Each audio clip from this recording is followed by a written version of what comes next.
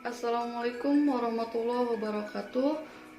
Puji syukur kita kehadirat Allah Subhanahu wa Ta'ala yang telah memberikan kita kenikmatan, keselamatan, dan kesehatan.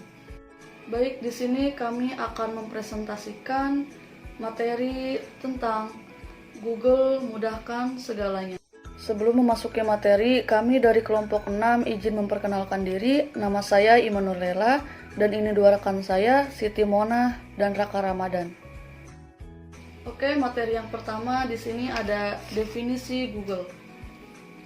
Google itu mesin pencarian yang didirikan pada tahun 1998 oleh Sergey Brin pada tahun 1997.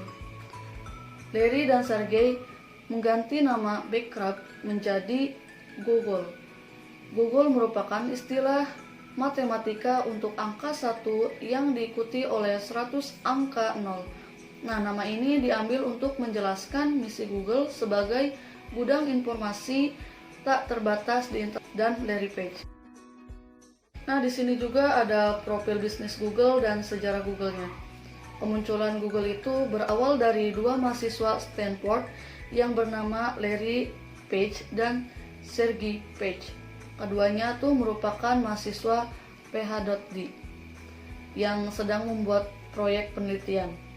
Page dan Nick dengan gagasan untuk mengekstraksi makna dari kumpulan data yang terkumpul di internet. Nah, nama perusahaannya tuh dulu bukan Google, melainkan Backrub. Terus asal muasal pemilihan kata Backrub itu dikarenakan pada akhir tahun 1900 Larry mendapat perintah dari dosennya untuk mengumpulkan semua tautan di internet yang mana pada saat itu masih sangat kacau. Dikarenakan kacau itu karena antara satu tautan dengan tautan lain banyak yang tidak langsung menuju ke laman utama. Dan membuat pencari informasi itu harus bekerja ekstra untuk menuju laman yang Nah, prosesnya itu menayangkan iklan atau sebagai kendaraan Google bisa menjadikan produk dan layanannya menjadi pundi-pundi dolar. Sebab iklan bisa muncul pada pencarian Gmail, Android lewat AdMob dan Google Maps sesuai dengan kata kunci user. Nah, di sini ada perusahaan yang diakuisisi oleh Google. Yang pertama tuh ada YouTube. YouTube itu dibuat oleh 3 mantan karyawan PayPal pada Februari 2005 silam. Situs web yang memungkinkan penggunaannya untuk nonton streaming dan berbagai video ini akhirnya resmi diakuisisi oleh Google pada bulan Oktober 2006. Nah, YouTube itu LCC resmi dibeli oleh 1,65 miliar dan kini beroperasi sebagai anak perusahaan Google. YouTube pun kini menjadi salah satu produk Google yang paling laris dan banyak digunakan karena penawaran fitur-fitur yang menarik. Salah satunya yang paling terbaru adalah layanan YouTube Musik yang menyediakan ribuan playlist dan hal menarik lainnya. Oke, selanjutnya yang kedua yaitu Netflix. Didirikan pada tahun 2010 lalu oleh dua mantan insinyur Apple yakni Tony Fadell dan Matt Prager. Netflix merupakan perusahaan independen yang menjual berbagai macam produk smart home. Di tengah popularitasnya yang semakin dikenal masyarakat pada saat itu, Netflix akhirnya resmi diakuisisi oleh Google pada Januari 2014 lalu dengan nilai US 32 miliar dolar. Meskipun statusnya sudah diakuisisi, namun saat itu Netflix tetap diperbolehkan beroperasi dan memakai nama brand mereka sendiri. Hingga pada tahun 2018, ketika Netflix berhasil meraih penjualan luar biasa, Google akhirnya memutuskan untuk menggabungkan Nets dengan Google yang kemudian berganti nama menjadi Google Nets. Selanjutnya yaitu Motorola Mobility. Diakuisisi dengan nilai mencapai 12,5 miliar US dollar. Hal ini merupakan menjadi akuisisi terbesar yang pernah dilakukan oleh Google. Google resmi mengakuisisi perusahaan Motorola Mobility pada Agustus 2011 lalu sebagai bagian dari upaya mereka untuk mengembangkan sistem operasi Android lebih jauh lagi, di mana saat itu OS ini tengah berkembang sangat pesat, sangat cepat. Sayangnya, rencana tersebut enggak berjalan sesuai yang diharapkan. Pasalnya, di tahun 2014, Google akhirnya menjual Motorola Mobility kepada Lenovo dengan harga murah, yaitu 2,91 miliar US dollar. Meskipun begitu, Android sendiri tetap menjadi OS yang paling banyak digunakan saat itu. Yang keempat, yaitu Fitbit, memiliki nama awal Healthy Metric Research. Mungkin ada sebagian dari kamu yang sudah nggak asing lagi ketika mendengar nama Fitbit. Ya, perusahaan yang berfokus ke produk perangkat smartwatch ini akhirnya resmi diakuisisi oleh Google dengan nilai mencapai 2,1 miliar US dollar. Belum lama ini, dengan nilai tersebut, akuisisi Google terhadap Fitbit disebut-sebut sebagai salah satu akuisisi terhebat yang pernah dilakukan oleh Google. Setelah akuisisi Motorola Mobility senilai 12,5 miliar US dollar. Fitbit sendiri kabarnya menjadi perusahaan perangkat wearable terbesar ketika dalam hal penjualan pada kuartal ke-3 tahun 2018 menurut riset internasional Data Corporation IDC. Lalu selanjutnya Android. Di awal kemunculannya, banyak orang yang menyangka jika sistem operasi yang dikembangkan oleh perusahaan Android ini merupakan produk yang diciptakan oleh Google. Padahal kenyataannya Android merupakan salah satu perusahaan yang akhirnya diakuisisi oleh Google pada tahun 2005. Lalu dengan nilai US 50 juta setelah sebelumnya mendapatkan dukungan finansial dari Google.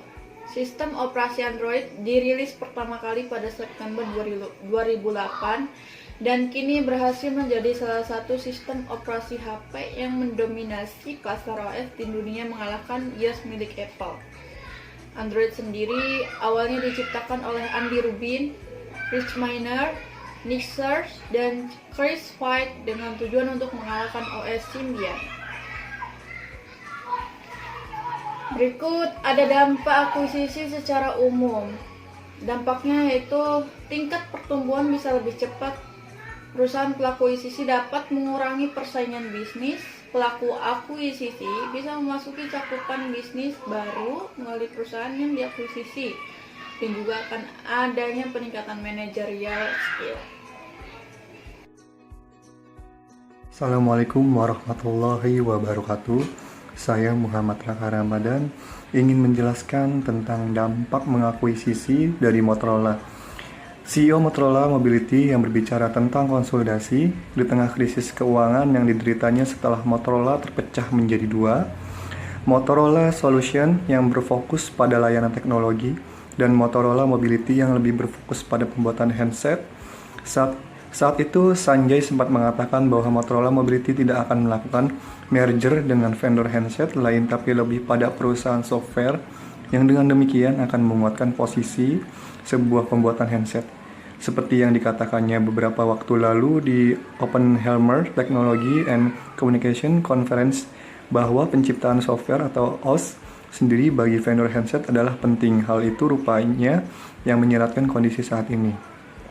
Kini Google akan mampu menghasilkan handset yang benar-benar sesuai standar Android melalui Motorola setelah sebelumnya berkolaborasi dengan HTC dengan Nexus One dan Samsung dengan Nexus 5. Meskipun keduanya belum bisa mencapai hasil maksimal dalam penjualan, bila langkah Google mengontrol perangkat lunak dan perangkat keras ini berhasil, iPhone akan mendapatkan pesaing yang setara. Motorola secara eksklusif memiliki Android sebagai OS-nya, meskipun Google menyatakan bahwa Motorola akan tetap menjadi lisensi Android dan akan dioperasikan secara terpisah dalam keluarga Google. Hal ini tentu saja dinyatakan Google untuk menjaga hati vendor lain pengusung Android seperti Samsung, HTC, dan Sony Ericsson yang bergabung dalam sebuah aliansi. Selama ini Samsung dan HTC adalah vendor. berplatform. Android paling sukses hingga saat ini Samsung, HTC, LG, dan Sony Ericsson masih belum memberikan reaksi. Ada dua kemungkinan sikap yang diambil vendor-vendor besar ini. Pertama, mereka memang benar-benar senang dengan major yang berarti mereka akan turut memiliki kemudahan menggunakan koleksi paten yang dimiliki Motorola. Akan tetapi saat ini posisi Google selain menjadi partner sekaligus akan menjadi pesaing melalui Motorola. Situasi ini akan cenderung kurang menguntungkan karena mau tidak mau Motorola akan menikmati fasilitas dan layanan yang lebih baik atau setidaknya lebih dulu daripada mereka jika Google memang ingin mengontrol software dan perangkat kerasnya. Google berdasarkan bentuk dasar atau objek akuisisi. Ada 3 bentuk dasar akuisisi dan ada 3 prosedur dasar yang dapat dilakukan perusahaan untuk mengambil alih perusahaan lain, yaitu yang pertama, merger atau konsolidasi, atau menunjukkan penggabungan 2 perusahaan atau lebih. Yang kedua tuh akuisisi saham, dan yang ketiga atau akuisisi aset. Selanjutnya di sini ada berdasarkan keterkaitan dengan jenis usahanya. Yang berkaitan dengan jenis usahanya yaitu Google Profile Business. Jadi Google Profile Business itu alat gratis yang memungkinkan untuk kita mengontrol bagaimana bisnis kita ditampilkan di Google penelusuran dan Maps. Dengan profil bisnis kita dapat berhubung dengan pelanggan, memposting info baru, mencantumkan produk serta layannya, menerima pesanan online dan sebagainya. Sekian, terima kasih dari kelompok kami. Mohon maaf bila ada kekurangan. Kami tutup. Wassalamualaikum warahmatullahi wabarakatuh.